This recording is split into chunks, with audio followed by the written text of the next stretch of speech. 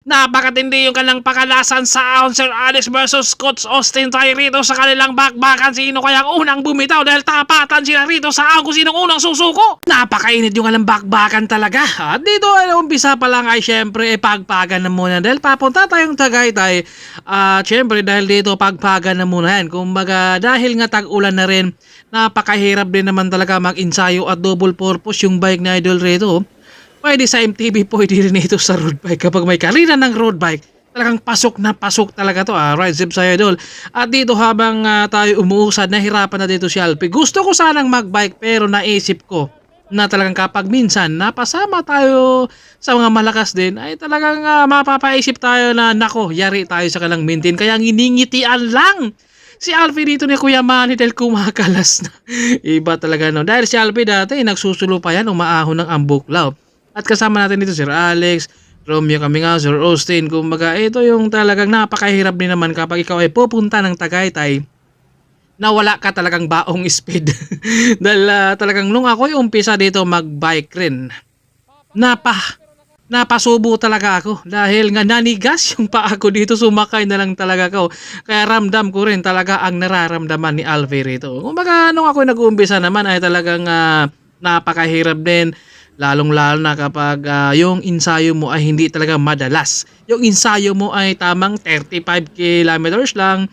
Kaya kapag ikaw ay napasobra doon, talagang doon mo mararamdaman rin naman talaga na medyo maninigas na yung mga hita mo. Doon mo mararamdaman yung cramps talaga. Pero kapag ensayado na, siyempre, talagang kaya mo na talagang sumabay sa kalang mintin. Doon ka naman talaga sa speed ay talagang tatalunin. Kaya mong magbike kahit saan ka pa pumunta, kayang-kaya mo. Yun nga lang, kapag ang speed na talaga ang pinag-uusapan, napakahirap talagang sabay, lalong-lalo na kapag mga pro na ang kasabay mo at nandito na si Sir Alex. Medyo nagulat si Sir dito na talagang umubertik sa kaliwa. Kaya ito napangiti si Sir dito na sabi niya, "Oy, tika lang, yung coach ko, binanatan ako, kaya habulin ko muna to." Ganda ng bike ni Sir Alex dito. Kumbaga nakahanda na yung bike ni Sir Alex dito. May tapalodo na pang ulan talaga. At dito ay si Ruka din. Medyo napalaban din siya dito dahil siyempre mga ensayado rin talaga.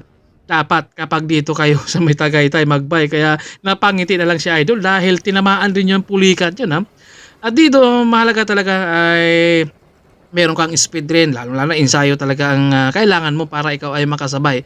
Dahil kapag wala kang ensayo yung mga ganitong speed, napakahirap sumay. Although makakasabay ka naman, no, yun nga lang talagang kakalas ka talaga. Kaya kailangan lang talaga yung pag-ensayuhan. Kumbaga lahat naman ay nagsisimula ay kailangan mo talagang pagsipagan, hirap, tiyaga, tiis. Dahil hindi mo talaga makakamit kung hindi mo rin naman ay paghihirapan. Dahil napakahirap din naman na talagang makamit mo ang isang bagay na hindi ka talagang naghirap. Mas maganda yung nahirapan ka sa ensayo para pagdating na sa karera kagaya ni Alpe ay madali na lang.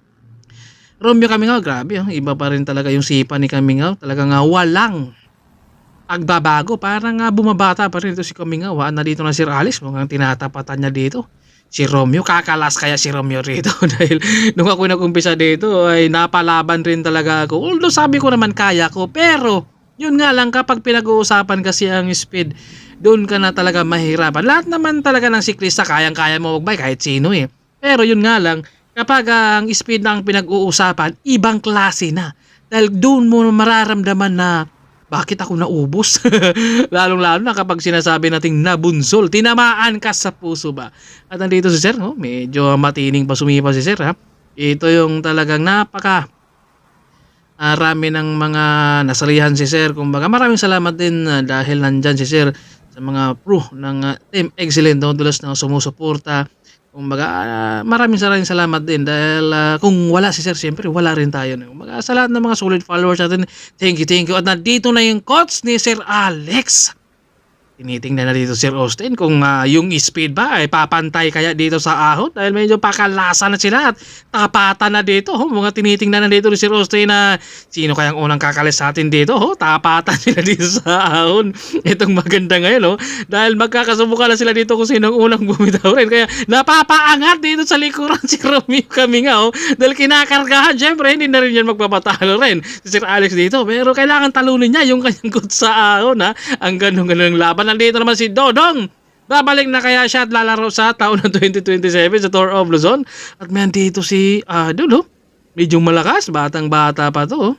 May potential kapag ito talagang nagsipag sa pag-insayo. Baka si Alfie ay talagang papakalasin. At dito hanggang bukuhalan tayo kung makabalik lang din tayo. Dahil nga syempre kailangan lang talagang ipagpag gusto ko sana mag-bike ka na baka kakalas at maiwan lang din. Kaya pagkatapos naman natin rito ay uwi na rin tayo nga lang. Inabot tayo ng matinding ulan.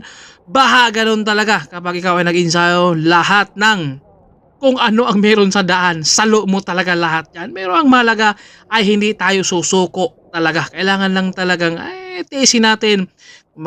Lahat naman na nag-insayo ay talagang hirap. Pero alam naman talaga natin na kailangan nating tiisin. Para sa ating pangarap nandito si Dodong. Babalik na daw siya sa 2027. Magpabike na raw siya at para lalaro sa Tour of Luzon. Siyempre, ito yung ating mga ex-pro. Sa liig daw yung tama. Kita nyo naman yan. Bumabaha talaga yung mga gidli dyan sa sobrang lakas ng ulan. Pero siyempre, tuloy lang tayo. Hindi tayo pwede tumigil dahil malayo pa ang ating uwian. Baka lalong bumaha pa. Hindi tayo makakatawid. Kaya maraming salamat Sir Alex Bilan. Sa lahat ng mga team, sa lahat ng mga followers and subscribers, thank you. At kita ulit tayo sa ating next video sa vlog ko. Kayo ang bida.